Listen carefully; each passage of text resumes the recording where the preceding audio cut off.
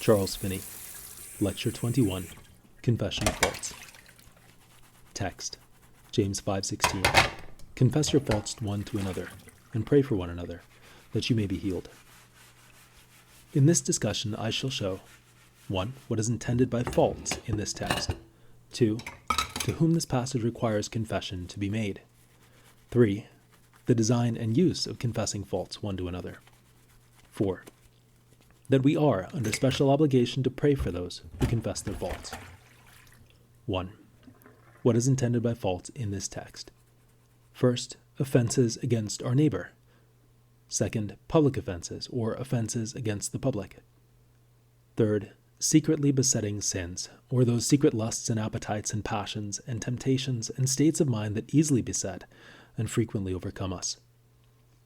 Fourth, offensive and injurious traits of character.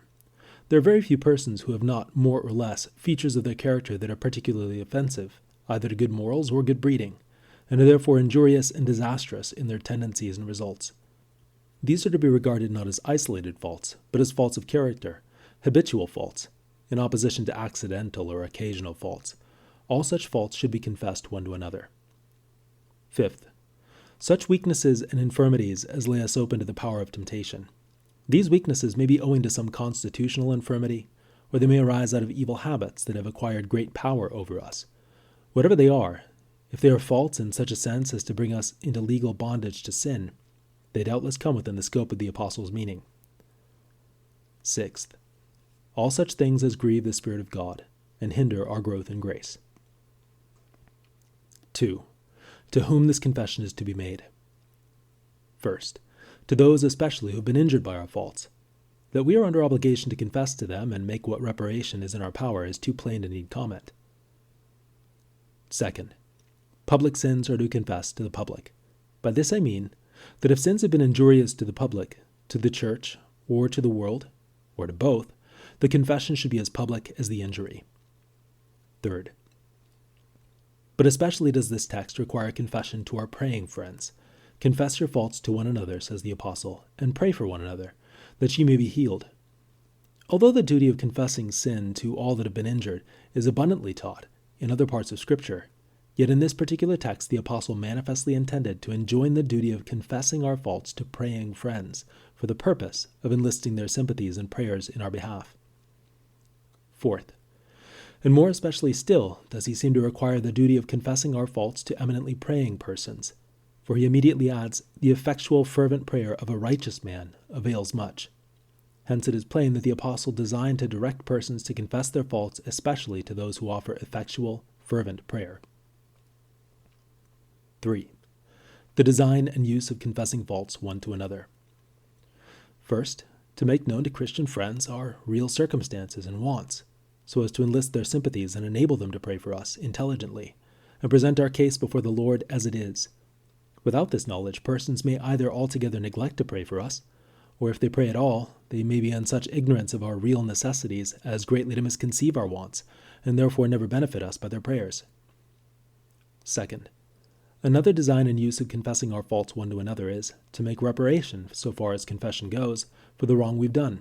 Until this is done, God will not forgive. For while we refuse to make a reparation within our power, it were not only unreasonable but unjust in God to pardon us. Third, to remove temptation to hard feelings on the part of those who have been injured by us. To injure a man by our faults is bad enough, but to refuse or neglect to confess is often worse, and may often result in worse consequences, and prove a greater injury to him than did our original fault. If, after we have done wrong, and injured a brother or a neighbor, and he knows that we've done so, we persist in refusing to confess, it's a grievous temptation to him to entertain hard and revengeful feelings towards us. And where this course is persevered in, it often results in the greatest injury, if not in the absolute annihilation of the piety of the injured party. If then you've committed a fault, take the earliest opportunity to confess it, lest you lay a stumbling block, a grievous, fatal stumbling block, before your brother's feet. Fourth, another design and use of confession is to remove obstacles to the restoration of Christian confidence and fellowship. When you have been guilty of a fault, and this is known to your brethren, they cannot and ought not to have Christian confidence in you until you confess your faults. And it sometimes comes to pass that church members so long refuse or neglect to confess their faults to one another as to render Christian confidence impossible, and members of the same church have little or no confidence in each other's piety. And whatever hope one may have that another is pious is founded not on the fact that he has any evidence that he is a Christian, but in the fact that he knows himself to be as bad as others, and is therefore constrained to hope for others upon the same principle that he hopes for himself. In such cases, there is not and ought not to be Christian confidence in fellowship, nor ought there to be any hope among them that they are Christians. For unless they confess their faults one to another and can heartily pray for one another, they are as far as possible from having any evidence that they are the disciples of Christ. Now the only possible way in which Christian confidence in fellowship can be restored, in such cases, is honestly and freely to confess your faults one to another. Fifth, another design and use of confessing faults is to enlist Christian prayer and sympathy on our behalf. Nothing is more calculated to beget sympathy, Christian compassion, and brotherly love, to draw out the heart in fervent prayer, than to confess our faults and lay open our hearts to our friends and brothers. 6. To promote our own humility. Humility is a willingness to be known and estimated according to our real character. While we are unwilling to confess, we have no humility at all. Nothing is more directly calculated to deepen, perpetuate, and perfect humility than a full and frequent confession of our faults. 7th, another design and use of confessing is to promote our own watchfulness. The very fact of confessing our sins to one another has a strong tendency to put us on our guard against repeating them, and on this account confession is of great importance to us. 8th, to promote watchfulness over us. If we confess our faults to others, we call their attention to our faults and easily besetting sins, and thereby lead them to notice our walk in conversation and to watch over us with a greater degree of Christian faithfulness than they otherwise would. 9th, another design and use of confession is to encourage Christian reproof and admonition from our brethren. If we do not confess our sins, but on the contrary show a disposition to conceal them, our brethren know that we are proud, and have reason to believe that we would take it amiss if they should reprove us. But if on the contrary we open our hearts to our brethren, we invite and encourage their Christian watchfulness and reproof, and thereby greatly promote their faithfulness to us. 10th, another design and use of confession is to promote self-examination in them. Few things have a stronger tendency to fasten conviction upon the mind of a man than to go to him with a frank and full confession of our sins. It is often holding up a mirror in which he is constrained to behold himself. Under scarcely any circumstances have I seen myself so utterly vile as when persons have been ingenuously confessing to me their sins. It has so strongly called my attention to the facts of my own history as not unfrequently to fill me with shame and confusion of face. Another design and tendency of confessing is to impress others with the truth of the Christian religion. When ungodly men hear the frank and heartbroken confession of Christians, they are often struck with the contrast between this spirit and the spirit of the world. They secretly and sometimes openly exclaim, if they see themselves to be so great sinners, what am I? 12th, another design and use of confession is to ensure spiritual healing. If we confess our sins, he is faithful and just to forgive us our sins and to cleanse us from all unrighteousness. 13th, confession is indispensable to forgiveness. He that covers his sins will not prosper, but whoso confesses and forsakes them shall find mercy. 14th, it is indispensable to a present walking with God. If persons for the time being are brought into the light, and when they remember their sins do not confess their faults, and ask the prayers and forgiveness of their brethren, they will undoubtedly and surely backslide, for in neglecting this duty they will grieve the Spirit, harden their hearts, and immediately fall again under the power of sin. 4. We are under special obligation to pray for those who confess their faults. First, because by their confessions we have been made acquainted with their necessities and are therefore not in the dark in respect to what we should pray for, as it respects them. Now as light increases obligation, peculiar light in regard to their necessities brings with it peculiar obligation. Second, we are under peculiar obligation to pray for them, because there is special encouragement to pray for those who are willing to confess their faults. We have expressed promises upon which we can fasten in praying for such persons, especially when they not only confess but forsake their sins. If we confess our sins, he is faithful and just to forgive us our sins, and to cleanse us from all unrighteousness. Whoso confesseth and forsaketh shall have mercy. Third, to pray for them will be peculiarly useful for us, especially if we have been injured by them. Subheading 1, it will reveal to us the real state of our feelings towards them. Let a man attempt to pray for another, and he will soon discover the real state of his heart in relation to that subject of prayer. Subheading 2. It will beget in us the spirit of forgiveness. We cannot pray that an individual may be forgiven and be honest and sincere in this prayer unless we honestly forgive him ourselves. And nothing is more highly calculated to beget in us a spirit of forgiveness than to be much employed in praying for the forgiveness of others, especially for the forgiveness of those who have injured us. Fourth, the duty of praying for those who confess their sins is expressly enjoined in the text, and therefore a special obligation exists to make them particular subjects of prayer. Remarks. First, we see from this subject why so many are in bondage to sin.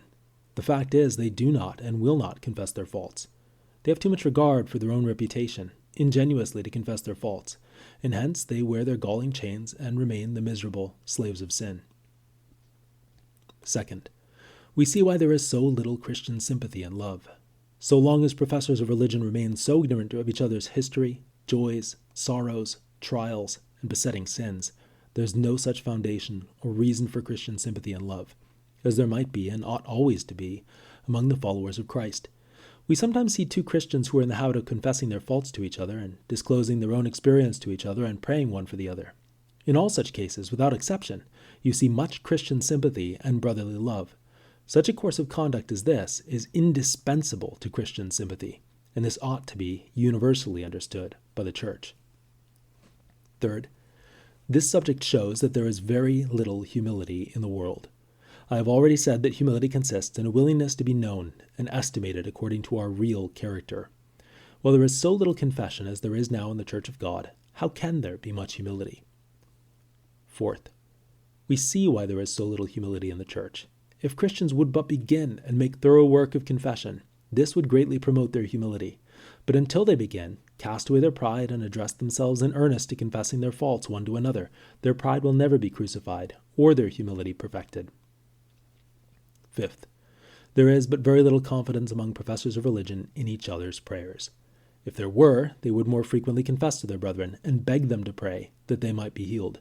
It is often amazing to see how little confidence professors of religion have in prayer. Sixth, living as they do, professors of religion have no right to have confidence in each other's prayers, and without utter presumption, it is impossible that they should. Professors of religion very generally know that their own prayers are not answered, that they live in such a manner as to have no right to expect an answer to their prayers, and from observation they perceive that other professors of religion, with very few exceptions, live as they do. And in this view of the subject, how is it possible for them to have confidence in each other's prayers, so as to render it an object to solicit the prayers of their brethren? Seventh, there is here and there a professor of religion who is regarded by other professors of religion and by the Church generally as one who prevails with God, and it is truly wonderful that they do not resort to such persons to confess their sins and ask their prayers. This can be accounted for only upon the supposition, eighth, that there is very little honest and earnest desire to get rid of sin among professors of religion. If they were really agonized to get rid of sin, it does appear to me impossible that they should not avail themselves of the prayers and counsels of those whom they regard as eminent Christians, in order to get rid of their loathsome depravity. James Brainerd Taylor was, according to his own account of himself, in earnest to get rid of his sins.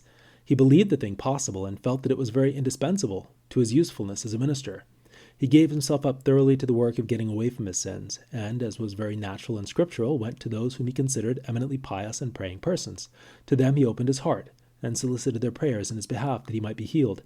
And blessed be God, he was healed.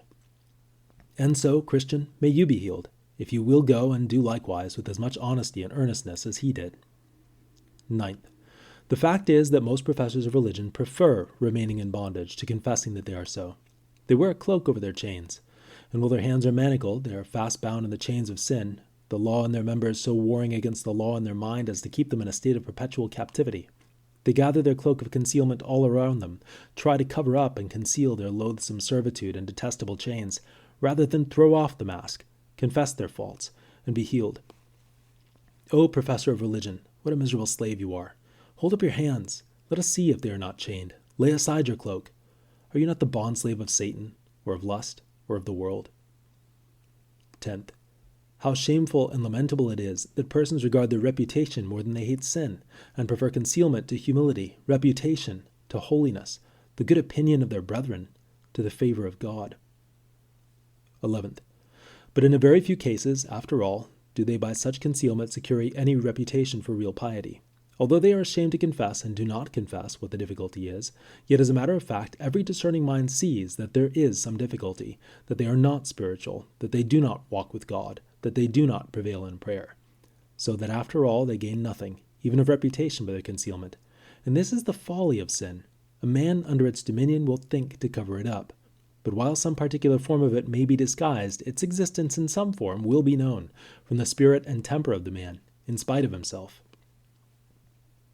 12th, confession, to be of any avail, should be ingenuous and full, so as to give our brethren as full a view of our real character and wants as possible, so that they may understand, as far as may be, the worst of our case, and know how to present it before the Lord.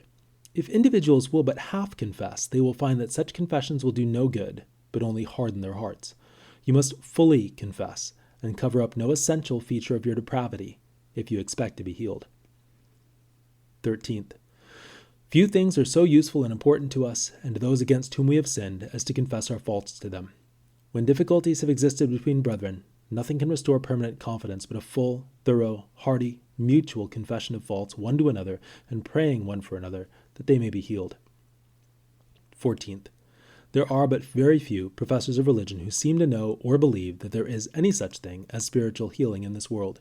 They seem to reason thus: of what use would it be for me to confess my sins, as I am continually sinning? Why should I trouble the brethren with a detail of my sins, for they are as constant as the flowing of the waters? Why should I make myself the loathing of the church of God by continually confessing my sins? It will do no good. I shall continue to sin on as long as I live, and I may as well, therefore, groan under my chains and continue this infernal service until I die. As to ever being healed, so as to get away from my sins in this life, it's out of the question. Now I see not why all this is not very natural and reasonable upon the supposition that Christians have no reason to expect, in this life, entire emancipation from the bondage of sin.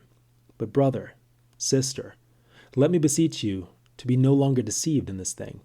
Remember that Christ is faithful, who has expressly promised that if you confess your sins, he will not only forgive you, but cleanse you from all unrighteousness.